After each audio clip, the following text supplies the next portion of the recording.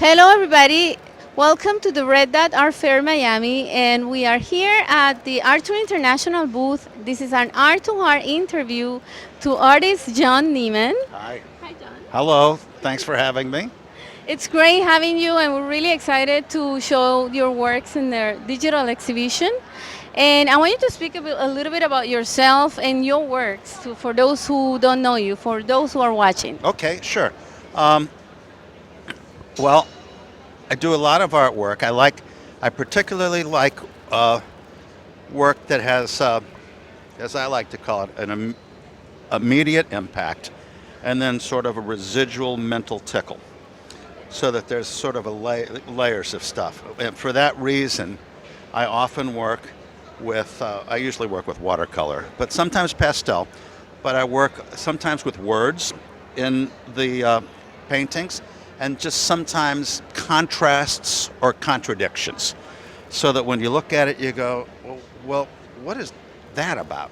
Is there a story that happened before that was painted or after, so that the viewer can kind of enter the picture and go, well, that's okay. I'm sort of satisfied, because I think, I think people like to.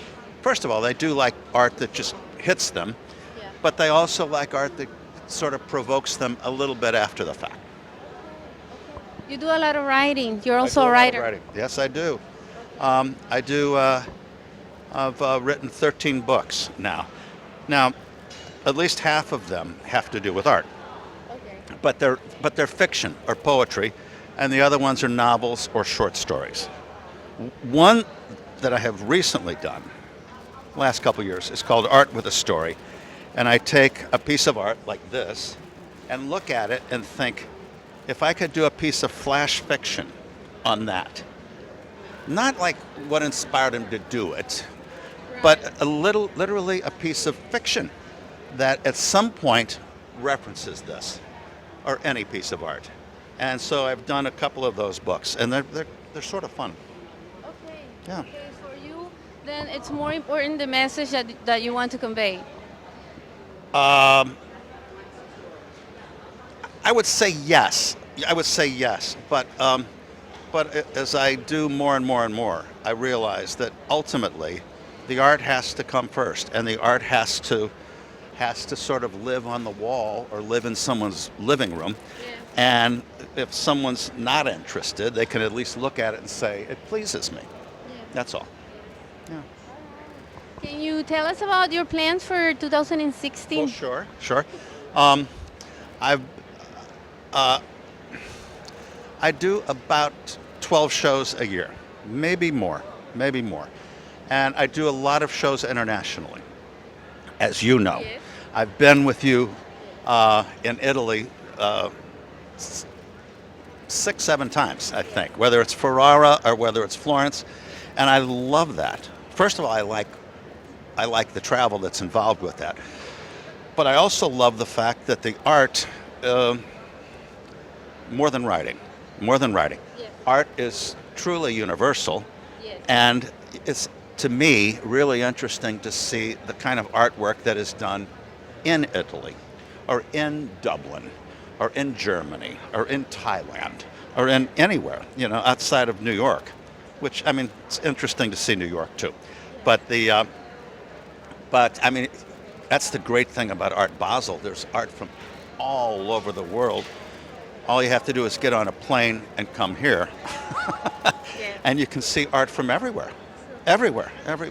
And you're, not to just, stroke you, but you do a great job of that, because you have these shows that actually attract, I would say, your average show has participants and artists or sculptors or photographers from 10, 15 countries, Yes.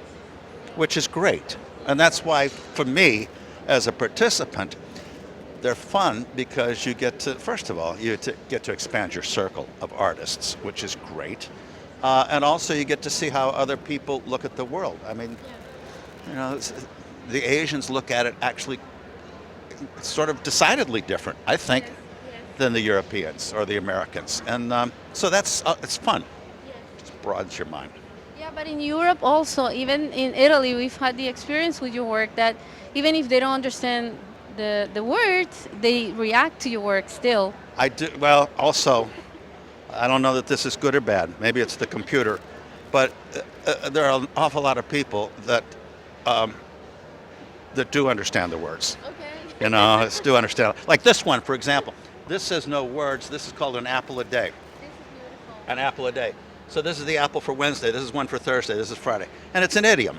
Yeah. And then I just did 7 of them, and they're long. It's a long piece. It is beautiful, Yeah. and well, the colors, the composition, it's not just the message there. There's so much more going on. So there's a little bit so someone can look at it and go, what in the world is W for, or TH? Yeah.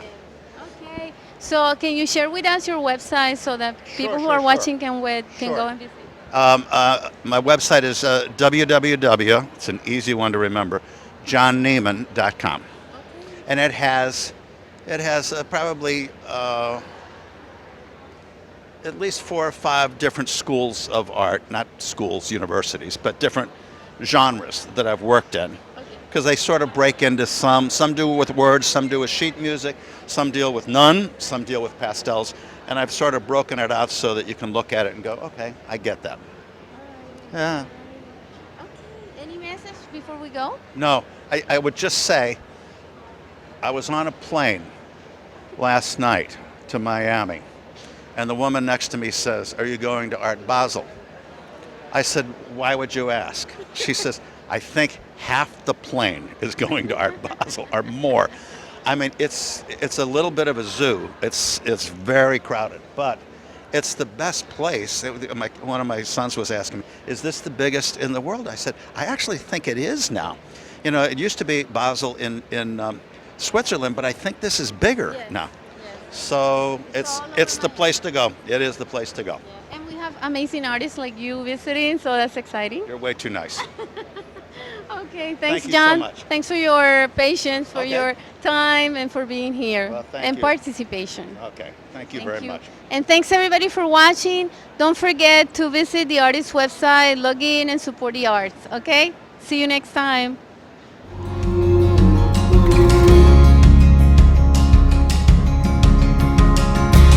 Oh